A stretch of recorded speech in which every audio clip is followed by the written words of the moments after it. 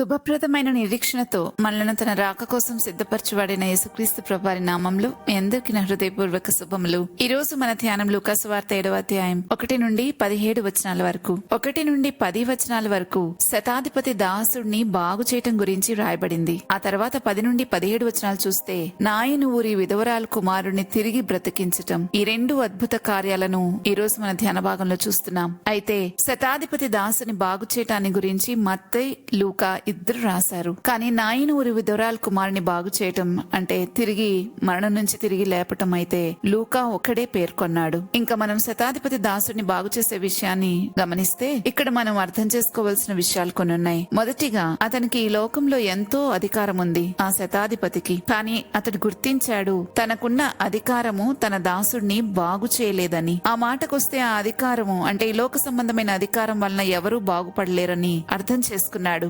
యూదులందరి మీద పరిపాలన చేస్తున్న రోమా ప్రభుత్వంలో ఒక అధికారి అయినప్పటికీ అతను ఒక అధికారిగా యూదులైన యేసుక్రీస్తు దగ్గరకు రాలేదు. కానీ యేసుక్రీస్తు ప్రభు వారి దగ్గరికి యూదులనే పంపించారు. తన అధికారాన్ని వినియోగించుకుని మంది మార్బలంతో ప్రభువుని సమీపించలేదు. చాలా గౌరవంగా తాము పరిపాలిస్తున్న వారి దగ్గరికి వెళ్లి రిక్వెస్ట్ చేసి వారిని అంటే ఆ యూదుల్ని ప్రభు దగ్గరికి పంపించారు. ఇంకా రెండవదిగా అతని గురించిన సాక్ష్యం అదేంటంటే అతడు యూదులను ప్రేమించి వారికి సమాజ మందిరాన్ని తానే కట్టించాడని ఆ పంపబడిన యూదా పెద్దలు చెప్పారు. అతనిలోని ప్రేమ దేవుని ఎదుట మంచి సాక్ష్యం పొందుకునేలా చేసింది. అంతేకాదు ప్రభు అన్నారు, నా శిష్యుడని మీకు ఎవరు గిన్నెడు నీళ్లు తాగడానికి ఇస్తారో వారు ప్రతిఫలం పోగొట్టుకోరు అని. అలాంటిది వీరిని ప్రేమించి వీరి కోసము సమాజ మందిరమే కట్టిస్తే మరి తిరిగి ప్రభు ప్రతిఫలం ఇవ్వకుండా ఉంటారా? ప్రేమతో చేసిన పనులు పరలోకం ఎప్పుడు మర్చిపోదు. అక్కడ అవన్నీ రికార్డ్ చేయబడుతున్నాయి. వాక్యం సెలవిస్తా ఉంది, నీవు చూపించిన ప్రేమను మరచుటకు ఆయన అన్యాయస్తుడు కాడు అని. ఈ రోమా సైన్యాధికారి అయిన శతాధిపతి యొక్క ప్రేమ ప్రభువుని ఎంతో ఆకర్షించింది. ప్రభు ఆ ఇంటికి వెళ్దామని బయలుదేరారు. అయితే ఆ అధికారి తను తాను ఎంతో తగ్గించుకుని, ప్రభువా నువ్వు నా ఇంట్లోనికి రావడానికి నేను అర్హుణ్ణి కాను, నువ్వు మాట మాత్రం సెలవిస్తే చాలు నా దాసుడు బాగవుతాడు అని తన పనివారి చేత కబురు పంపాడు. ఎప్పుడైతే ప్రభు ఆ మాట విన్నారో ఇంకా చాలా ఆశ్చర్యపడ్డారు. తన వెంట వస్తున్న వారితో ప్రభు అన్నారు, ఇంత గొప్ప విశ్వాసం నేను చూడలేదు అని. నిజంగా పంపబడిన వారి ఇంటికి తిరిగి వచ్చేసరికి ఆ దాసుడు స్వస్థుడై ఉండటం వాళ్ళు చూశారు. ఇదంతా కూడా మనం ఈ ధ్యాన భాగంలో గమనిస్తాం. అయితే ఎప్పుడు కూడా దేవుని మాటపై ఆధారపడే విశ్వాసమే దేవుని హృదయాన్ని కదిలిస్తుంది. శతాధిపతి ఇంటికి రావాలి, ప్రభు ఇంటికి వచ్చిన దాసుని ముట్టుకోవాలని ఆలోచించలేదు. కానీ ఒక్క మాట సెలవిస్తే చాలు అని అనుకున్నాడు. ఆ మాటనే ప్రభు దగ్గరికి పంపాడు. దేవుని మాటపై ఆధారపడే విశ్వాసం అతనిలో ఉండింది. మన అధికారాలు, వనరులు, పరిచయాలు చాలా పరిమితమైనవి. కానీ యేసుప్రభు వారి మాట చాలా అపరిమితమైనది. అది ఎంత దూరమైనా ప్రయాణిస్తుంది. ఎందుకు ప్రభు ఇక్కడ ఇంత గొప్ప విశ్వాసం ఇశ్రాయేల్లో ఎవరిలోనూ చూడలేదని చెప్పారంటే అప్పటి వరకు అందరూ ఆయన మీద పడి ఆయనను తాకాలని, ఆయన ఉండాలని, ఆయన చెంగు ముట్టుకోవాలని ఇలా రకరకాలుగా కోరుకుంటూ ఉన్నారు. కానీ ఈ శతాధిపతి అయితే ఆయన మాట సెలవిస్తే చాలు ఆయన రాకపోయినప్పటికీ అని నమ్మాడు. దేవుని మాటను అలా గట్టిగా పట్టుకుని నమ్మాడు. యేసుప్రభు మాట మాత్రం సెలవిస్తే చాలు కార్యం జరుగుతుందని విశ్వసించగలిగాడు. యేసుప్రభుకున్న అధికారంలోని కృపను అర్థం చేసుకున్నాడు. ఒక్కసారి మనల్ని మనం చూసుకుందాం. శతాధిపతి తన పనివారిని ప్రభు దగ్గరికి పంపాడు. ప్రభువాను ఒక్క మాట సెలవిస్తే చాలు నా దాసుడు బాగైపోతాడు అని. ఆ రీతిగానే దాసుడు బాగయ్యాడు కూడా. ఈ రోజు ప్రభు నీతో నాతో ఎన్నో మాటలు మాట్లాడుతా ఉన్నారు. కానీ మన జీవితాలు ఎంతవరకు బాగుపడ్డాయి ఒకసారి ఆలోచించుకోవాలి. బాగుపడకపోవడానికి కారణం ఏంటి? విశ్వాసం లేదు. విశ్వాసం ఎప్పుడు ఏర్పడుతుందో తెలుసా మనలో? ఎప్పుడైతే మనం ప్రభు మాట విని దాని ప్రకారం బ్రతకాలని నిర్ణయం తీసుకుని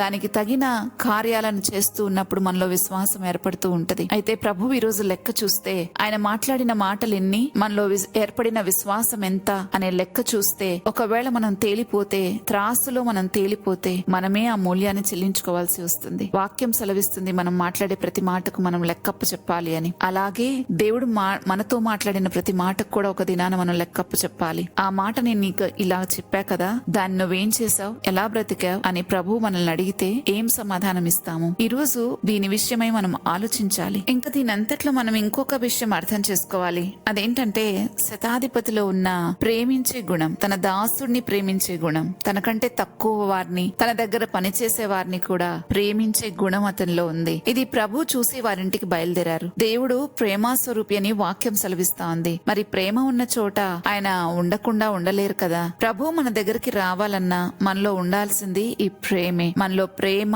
సత్యము, విశ్వాసం ఇవి ప్రభుని మన జీవితంలో కార్యాలు జరిగించేలాగా చేస్తాయి. ఆ తర్వాత సంఘటన నాయన ఊరి విధవరాల కుమారుడిని బాగు చేయడం. ఈ సంఘటనలో ఎవ్వరు వచ్చి ఆయన బతిమలాడుకోలేదు, ప్రభు ఆ వ్యక్తి చనిపోయాడు, బాగు చేయండి, బ్రతికించండి అని. ఎవరు విశ్వాసాన్ని కనిపరిచింది కాదు, కానీ ప్రభువే ఆమె పరిస్థితి చూసి చాలా కనికరించారు. మన ప్రభు ఎంత కనికర పూర్ణుడంటే నిజంగా ఆయన యొక్క కనికరము సహాయం చేయకుండా ఉండలేదు. బాధలో ఉన్న వారిని విడిపించకుండా, వారి బాధ నుంచి విడిపించకుండా ఉండలేదు. ఆమె పరిస్థితి ఎంత దయనీయమైందంటే ఆమె ఇంటికి యజమాని లేడు, తన భర్త లేడు, ఉన్న ఒక్క కుమారుడు కూడా చనిపోయి మోసుకొని పోబడుతున్నాడు. ఇక్కడ అడిగినా అడగకపోయినా ప్రభు యొక్క కనికరము ఆ వ్యక్తిని మరణం నుంచి లేపింది. ఎలాగైతే ప్రభు ఆ విధవరాలి కుమారుని బ్రతికించారో అలాగే ప్రభు మన అందరినీ కూడా పాపానికి వచ్చే జీతమైన మరణం నుండి బ్రతికించారు. మనం పొందవలసిన శిక్షనంతా తానే భరించి మరణాన్ని జయించి తిరిగి లేచారు. రోగమైన, మరణమైన ప్రభు అధికారానికి లోబడాల్సిందే. మన బాధలను చూసే ప్రభువు ఇంకా జీవించే ఉన్నారు. ఆయన కనికరము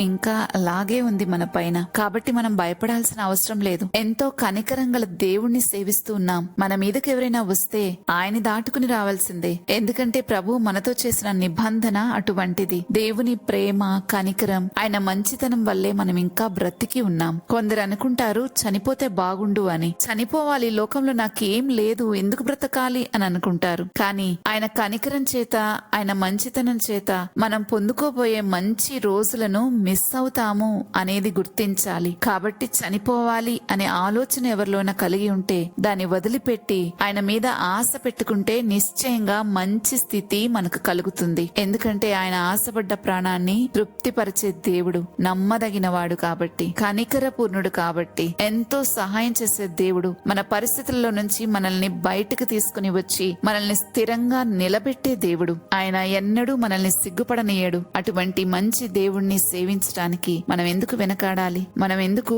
భయపడాలి? ఇక చనిపోవాలని ఎందుకు అనుకోవాలి? దేవుడికి మనందరి పట్ల మంచి ఉద్దేశాలు కలిగి ఉన్నాయి. ఆయన మంచి ఉద్దేశం నీ పట్ల, నా పట్ల కలిగి ఉన్నాడు గనుక తప్పకుండా మంచి రోజులు అందరికీ ప్రాప్తిస్తాయి. ప్రార్థన చేసుకుందామా? మహోన్నతుడైన మా దేవా, గొప్ప తండ్రి, నీకు స్తోత్రాలు చెల్లిస్తున్నాను. దేవా, ఈ సమయంలో మీరు మాతో మాట్లాడిన మాటలను బట్టి మీకు స్తోత్రాలు. అయా, రోగిని స్వస్థపరచటం, మరణించిన వారిని సైతం తిరిగి లేపటం, ఇవన్నీ నీకు చాలా సులువైన కార్యాలు. కానీ కొన్నిసార్లు మేమున్న స్థితిలో నుంచి మేము బయటపడలేని పరిస్థితిలో మేము ఇంకా మీ దగ్గర నుంచి సహాయం పొందుకోలేమేమో అనిపిస్తూ ఉంటుంది. కానీ దేవా, మేము పొందుకోలేని సహాయం అంటూ ఏదీ లేదు అన్నదానికి రుజువుగా ఈ రోజు మాతో మాట్లాడినందుకు నీకు స్తోత్రాలు చెల్లిస్తున్నాం. తండ్రి, మాకు ఎటువంటి సహాయం కావాలో నీకు తెలుసు. చాలా సార్లు ఈ జీవితం ఇంకా చాలనిపించేలాగా, ఇక చాలించుకుందాం అనిపించేలాగా అనిపిస్తుంది. కానీ మమ్మల్ని బ్రతికించి మంచి రోజులు, నీ మంచితనాన్ని మేము రుచి చూడగలుగునట్లుగా మీరు మాకు సహాయం చేయమని ప్రార్థిస్తూ ఉన్నాం. తండ్రి, నిశ్చయముగా మంచి గతి మాకు